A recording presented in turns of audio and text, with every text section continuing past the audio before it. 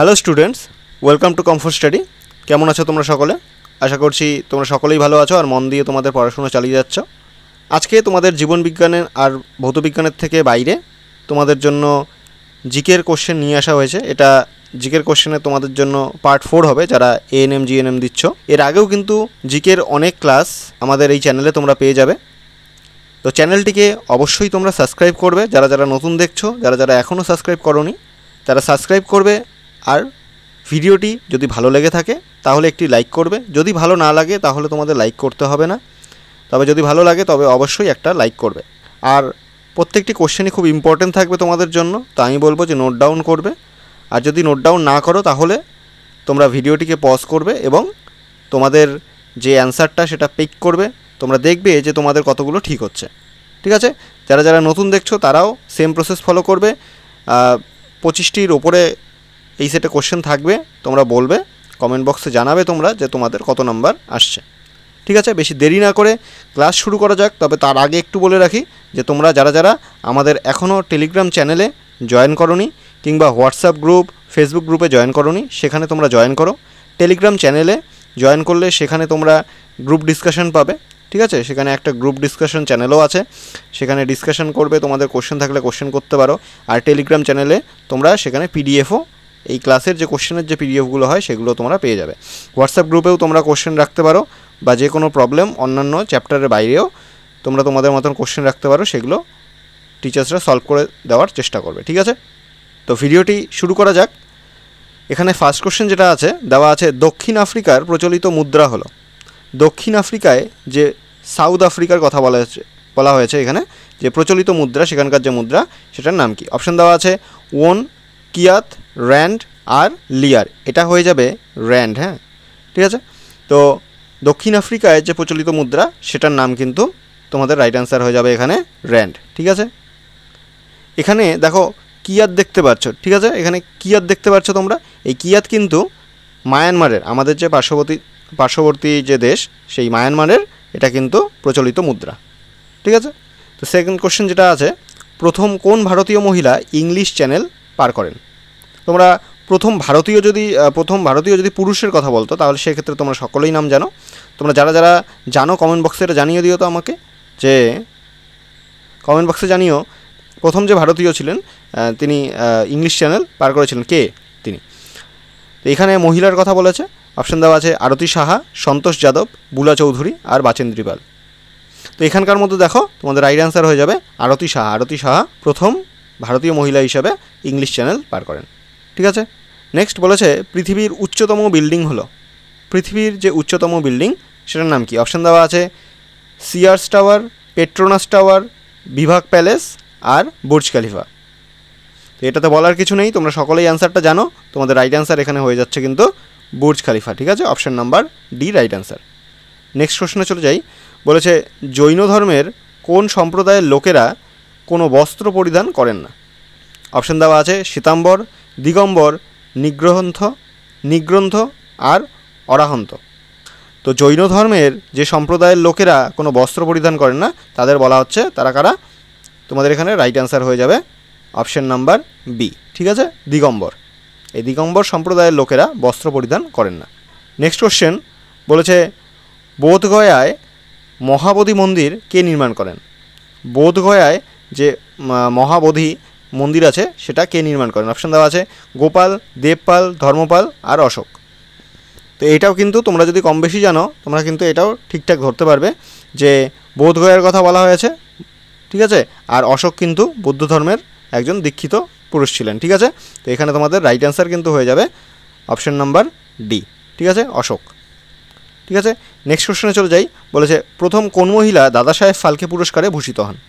প্রথম কোন মহিলা দাদা সাহেব ফালকে পুরস্কারে ভূষিত হন? অপশান দেওয়া আছে নার্গিস দত্ত, উমা দেবী, দেবিকা রানী আর মমতা খা।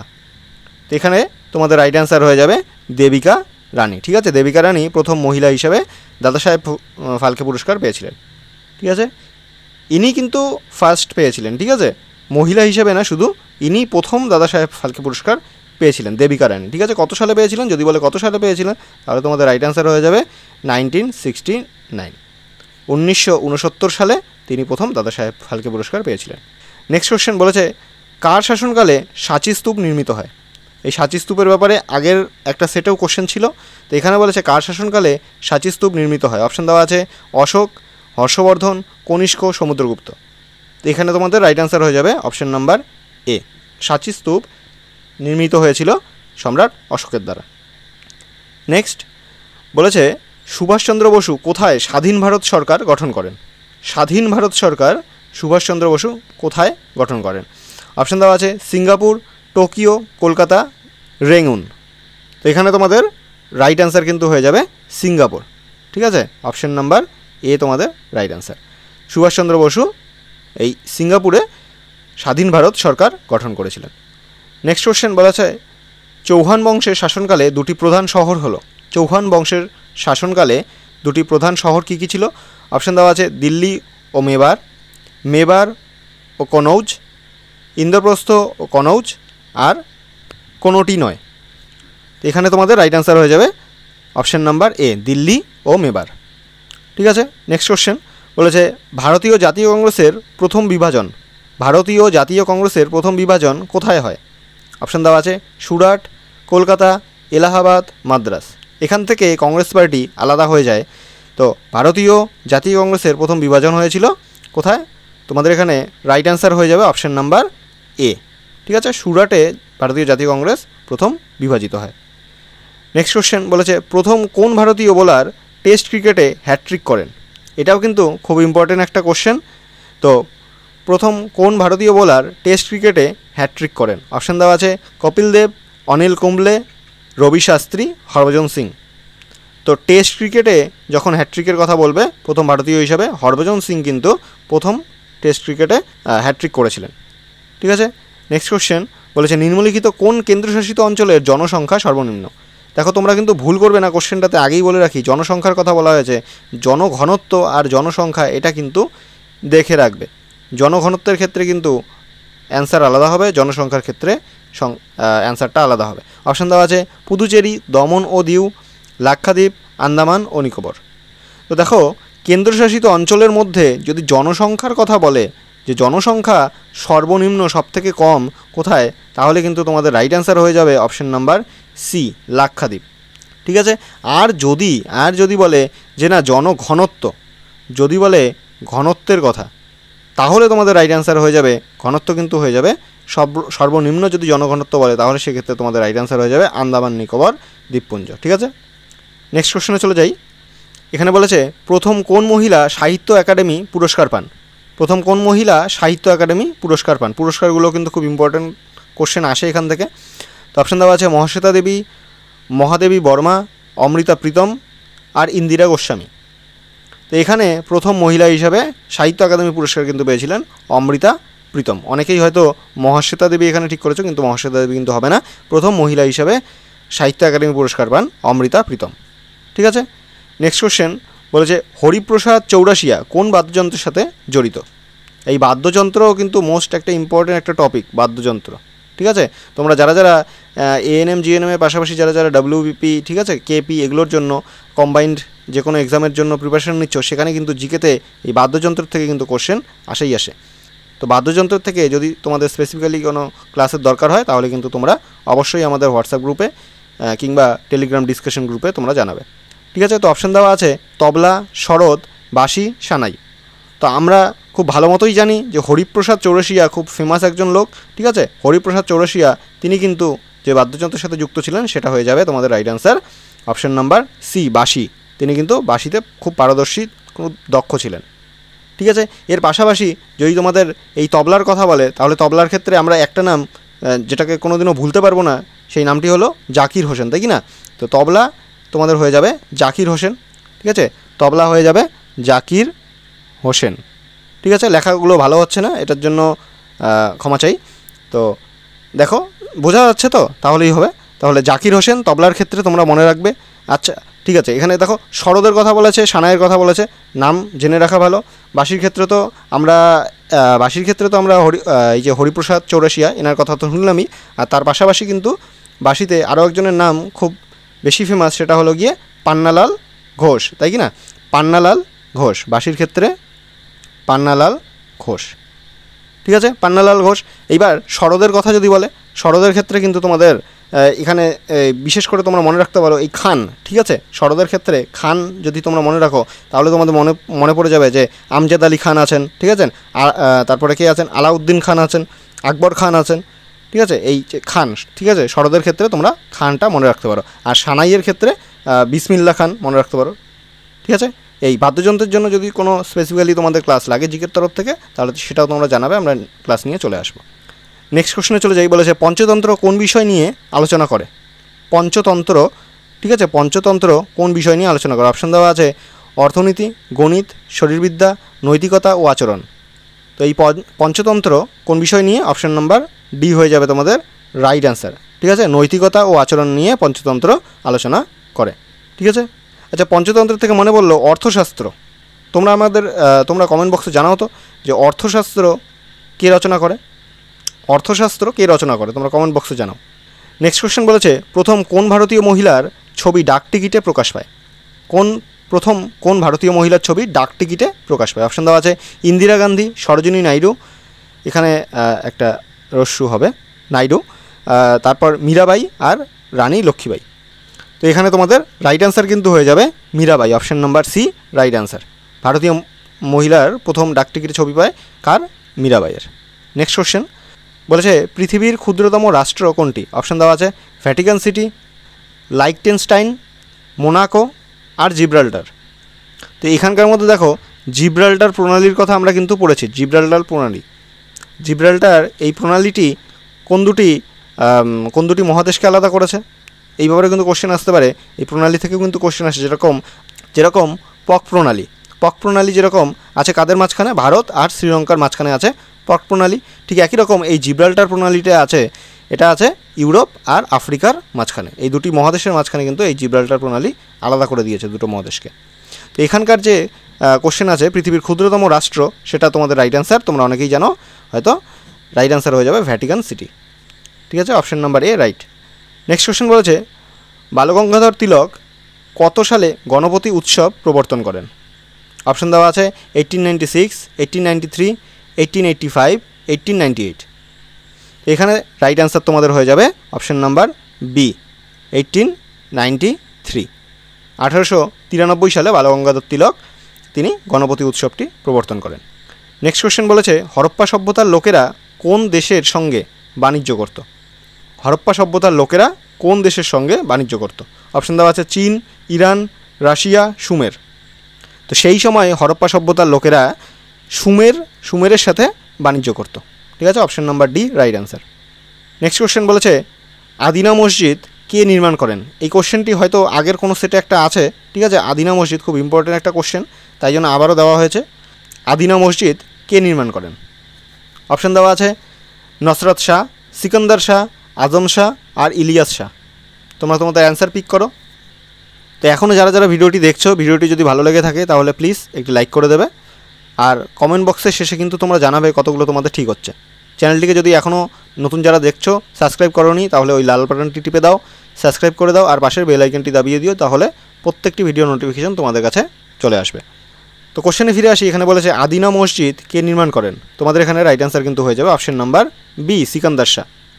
নেক্সট বলেছে মিত্র মেলা কে প্রতিষ্ঠা করেন? অপশন দেওয়া আছে দীনবন্ধু মিত্র, ডিভি সাভারকার, বিপিনচন্দ্র পাল, কেশবচন্দ্র সেন। মিত্রমেলা, এই মিত্রমেলা কে প্রতিষ্ঠা করেন? তোমাদের এখানে রাইট অ্যান্সার কিন্তু হয়ে যাবে ডিভি সাভারকার। ডিভি সাভারকারের দ্বারা এই মিত্রমেলা প্রতিষ্ঠা করা হয়, ঠিক আছে। নেক্সট বলেছে চট্টগ্রাম অস্ত্রাগার লুণ্ঠনের নেতা ছিলেন। চট্টগ্রাম অস্ত্রাগার লুণ্ঠনের নেতা ছিলেন কে? এটাতে হয়তো অপশন দেওয়ারও তোমাদের দরকার নেই। অপশন দেওয়া আছে সূর্য সেন, এটা বিপিনচন্দ্র হবে, ঠিক আছে, এটা হবে বিপিনচন্দ্র, সূর্য সেন, বিপিনচন্দ্র, লোকনাথ বল আর উপেন্দ্র ভট্টাচার্য।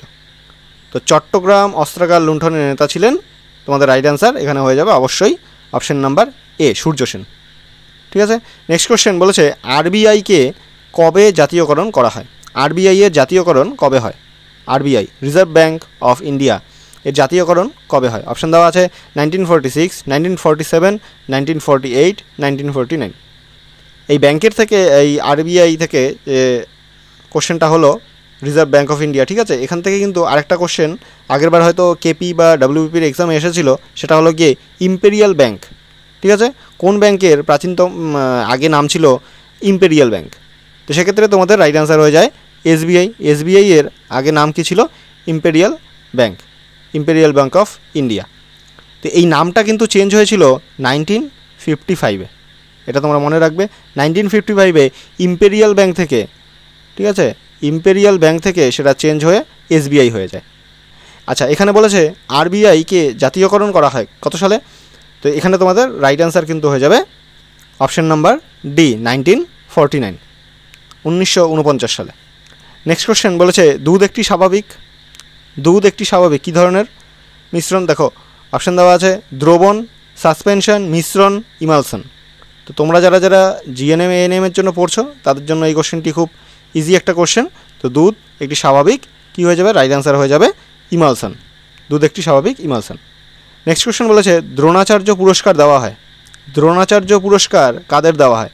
পুরস্কার নিয়ে আগের সেটেও কোশ্চেন ছিল, তবে এখানে দ্রোণাচার্য পুরস্কার দেওয়া হয় কাদের, এটা আমি সেই সেটে কিন্তু বলেছিলাম, কোশ্চেন ছিল না কিন্তু আমি বলে দিয়েছিলাম, যারা যারা ক্লাসটা করেছো তারা তারা অ্যান্সারটা পারবে। অপশান দেওয়া আছে ক্রীড়া সম্পাদকদের, আম্পায়ারদের, প্রশিক্ষকদের, ক্রীড়াবিদদের। তো দ্রোণাচার্য নিজে একজন কী ছিলেন? গুরু ছিলেন। তো এই দ্রোণাচার্য পুরস্কার প্রশিক্ষকদের দেওয়া হয়, যারা প্রশিক্ষণ করায়। ঠিক আছে, মানে কোচেদের দেওয়া হয় এই দ্রোণাচার্য পুরস্কার। নেক্সট কোশ্চেন বলেছে অনিলা দেবী ছদ্মনামে কে পরিচিত ছিলেন? ছদ্মনামেরও কিন্তু সেট আগে আছে, ছদ্মনামেরই একটা জিকের হয়তো কোশ্চেন ভিডিও তোমরা পেয়ে যাবে আমাদের প্লেলিস্টে গেলে। সেখানে তোমরা যদি দেখো যে জিকের ক্লাসগুলো, জিকের প্লেলিস্টে গেলে সেখানে তোমরা কিন্তু পেয়ে যাবে। তো এখানে বলেছে অনিলা দেবী ছদ্মনামে কে পরিচিত ছিলেন? অপশান দেওয়া আছে শরৎচন্দ্র চট্টোপাধ্যায়, নারায়ণ দেবনাথ, গগনেন্দ্রনাথ ঠাকুর আর আশাপূর্ণা দেবী। তো এখানে এই অনিলা দেবী নামে, অনিলা দেবী ছদ্মনামে কে পরিচিত ছিলেন? তিনি হয়ে গেলেন, রাইট অ্যান্সার হয়ে যাবে option number A, Saratchandra Chattopadhyay. ঠিক আছে, শরৎচন্দ্র চট্টোপাধ্যায়ের ছদ্মনাম ছিল অনিলা দেবী। ঠিক আছে, নেক্সট কোশ্চেন বলেছে কোন সালে ভারত প্রথম টি-20 বিশ্বকাপ জয়ী ছিলেন? শুধু এটা কিন্তু শুধু বিশ্বকাপের কথা বলেনি, ঠিক আছে, এটা কিন্তু টি-20 বিশ্বকাপের কথা বলা আছে। তো টি-20 বিশ্বকাপ কোন সালে ভারত প্রথম জয়লাভ করে? অপশান দেওয়া আছে 2011, 2007, 2010, 2006। তো প্রথম ভারত যে টি-20 বিশ্বকাপ জয়ী হয়েছিল সেটা কিন্তু 2007 সালে, অপশান নাম্বার বি তোমাদের রাইট অ্যান্সার। কার ক্যাপ্টেন্সিতে যদি থাকে, কার নেতৃত্বে, সেটা কিন্তু হয়ে যাবে আমাদের মহেন্দ্র সিং ধোনি। মহেন্দ্র সিং ধোনির নেতৃত্বে প্রথমবার টি-20 বিশ্বকাপে জয়লাভ করে 2007 সালে ভারত। ঠিক আছে, এই ছিল তোমাদের 27টি আজকের কোশ্চেন। তোমরা কমেন্ট বক্সে জানাবে যে তোমাদের কতগুলো ঠিক হয়েছে। আর যাদের যাদের কোনো এই কোশ্চেন নিয়ে, কোশ্চেনের সেটে যদি কোনো কোশ্চেন নিয়ে প্রবলেম থাকে তাহলে তোমরা কমেন্ট বক্সে তো জানাবেই, আর যদি চাও তোমরা হোয়াটসঅ্যাপে জানাতে পারো, তবে সেখানে তোমরা রিপ্লাই তাড়াতাড়ি পাবে। তো হোয়াটসঅ্যাপে কিংবা টেলিগ্রাম ডিসকাশন গ্রুপে সেখানে তোমরা জানাবে, তার জন্য আগে সেখানে জয়েন হতে হবে। তো টেলিগ্রাম চ্যানেলে তোমরা জয়েন করো, হোয়াটসঅ্যাপ গ্রুপে জয়েন করো, ফেসবুক গ্রুপে জয়েন করতে পারো, এটা সবগুলোর লিঙ্ক কিন্তু তোমরা ডেসক্রিপশনে পেয়ে যাবে। এতক্ষণ ভিডিওটি দেখছো যারা যারা, তাদের থ্যাংক ইউ ভিডিওটি সম্পূর্ণ দেখার জন্য। যদি ভিডিওটি ভালো লেগে থাকে তাহলে একটি লাইক করে দেবে, আর কমেন্টে অবশ্যই জানাবে কতগুলো তোমাদের ঠিক হচ্ছে। আর আমাদের এই কমফোর্ট স্টাডি চ্যানেলটিকে সাবস্ক্রাইব করবে, এটা তোমাদের জন্য কিন্তু মনে রাখবে পুরোপুরি ফ্রি, তবে এটা আমাদের অনেক মোটিভেট করবে। তো এই ছিল আজকের ভিডিও, দেখা হচ্ছে পরের আরেকটি ভিডিওতে, ততদিনের জন্য বাই।